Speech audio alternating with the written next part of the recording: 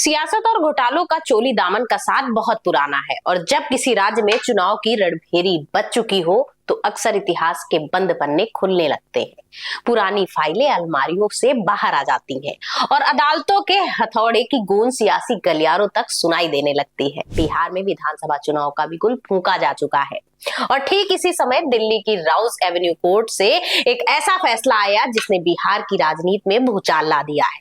लालू प्रसाद यादव, उनकी पत्नी राबड़ी देवी और उनके राजनीतिक उत्तराधिकारी तेजस्वी यादव तीनों पर IRCTC घोटाले में आरोप तय कर दिए गए हैं। ये वो मामला है जिसकी परतें खुलती हैं तो कहानी 2004 तक पहुंच जाती है, जब लालू यादव देश के रेल मंत्री हुआ करते थे।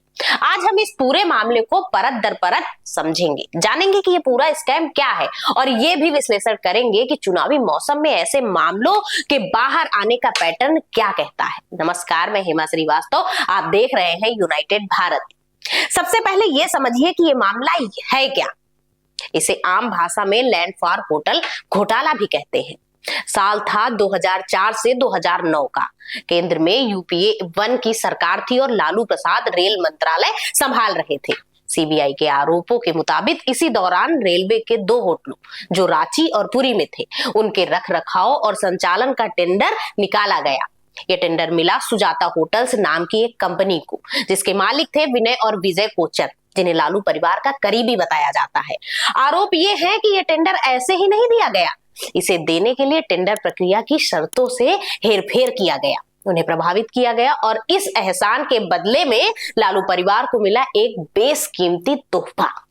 पटना के एक प्राइम लोकेशन पर मौजूद 3 एकड़ जमीन, जिसकी उस वक्त की बाजार कीमत 90 करोड़ से भी ज्यादा थी, उसे कोचर बंधुओं ने कौड़ियों के दाम पर लालू परिवार तक पहुंचाया। लेकिन ये सब सीधे सीधे नहीं हुआ, इस खेल को कई परतों में खेला गया। पहली परत, कोचर बंधुओं ने ये जमीन पहले डिलाइट मार्केटिंग नाम की एक कंपनी को दी। ये कंपनी लालू यादव की एक भरोसेमंद सहयोगी सरला गुप्ता की बताई जाती है।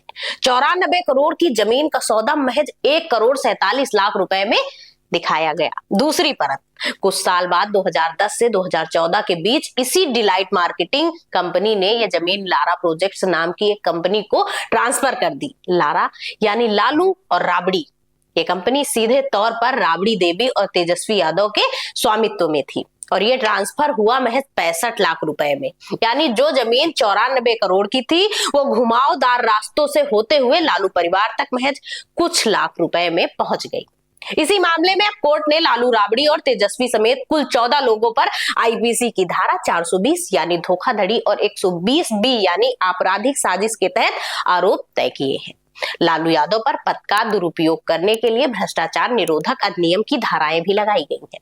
अब सवाल उठता है टाइमिंग का। तेजस्वी यादव और पूरा विपक्ष इसे राजनीतिक साजिश बता रहा है। उनका कहना है कि जब जब चुनाव आते हैं BJP की सरकार जांच एजेंसियों को आगे कर देती है। इस आरोप में कितना दम है ये समझने के लिए हमें थोड़ा पीछे चलना होगा। याद कीजिए दिल्ली का हाल। साल 2024 में लोकसभा चुनाव से ठीक पहले जब पूरा देश चुनावी मोड में था, तब दिल्ली के मुख्यमंत्री अरविंद केजरीवाल को शराब नीति घोटाले में गिरफ्तार कर लिया गया। उनकी पार्टी ने इसे लोकतंत्र की हत्या बताया और कहा कि BJP चुनाव से पहले विपक्ष के सबसे बड़े चेहरे को मैदान से हटाना चाहती है। केजरीवाल को जेल जाना पड़ा और चुनाव के नतीजों में आम आदमी पार्टी दिल्ली की एक भी लोकसभा सीट नहीं जीत सकी। क्या बिहार में भी उसी पैटर्न को दोहराया जा रहा है? ये सवाल अब राजनीतिक गलियारों में जोर शोर से पूछा जा रहा है। हालांकि ये भी सच है कि लालू प्रसाद यादव का नाम घोटालों और मुकदमों से पहली बार नहीं जुड़ा है। उनके राजनीतिक करियर पर अगर नजर डालें तो आरोपों की एक लंबी फहरिस्त नजर आए। चारा घोटाला ये भारत के सबसे चर्चित घोटालों में से एक है। 90 के दशक में बिहार के मुख्यमंत्री रहते हुए लालू यादव पर सरकारी खजाने से पशुओं के चारे के नाम पर करोड़ों रुपए की अवैध निकासी का आरोप लगा। इस घोटाले के अलग अलग मामलों में उन्हें सजा भी हुई, जिसके चलते उन्हें अपनी लोकसभा सदस्यता गंवानी पड़ी और उनके चुनाव लड़ने पर भी रोक लग गई। आय से अधिक संपत्ति का मामला। चारा घोटाले के साथ साथ उन पर और उनकी पत्नी राबड़ी देवी पर आय से अधिक संपत्ति रखने का मामला भी चला। हालांकि बाद में वो इससे बरी हो गए थे। लैंड फॉर जॉब स्कैम ये एक और बड़ा मामला है जिसकी जांच CBI और ED कर रही है। इसमें आरोप है कि रेल मंत्री रहते हुए लालू यादव ने रेलवे में ग्रुप D की नौकरी देने के बदले लोगों से उनकी जमीनें अपने परिवार के सदस्यों के नाम पर लिखवा ली। ये मामला लैंड फॉर होटल वाले मामले से अलग है और इसकी जांच भी अभी जारी है।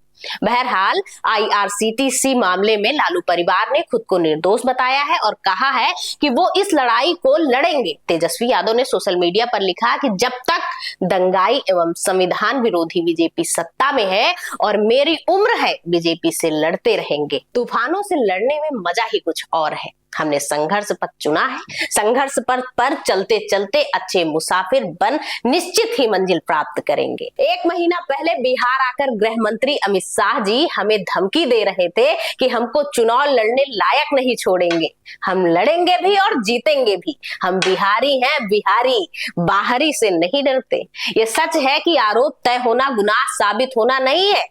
अभी अदालत में एक लंबी कानूनी लड़ाई लड़ी जाएगी, गवाह पेश होंगे, जिरह होगी और फिर कोई अंतिम फैसला आएगा। लेकिन सियासत में परसेप्शन की लड़ाई कानून की लड़ाई से ज्यादा मायने रखती है।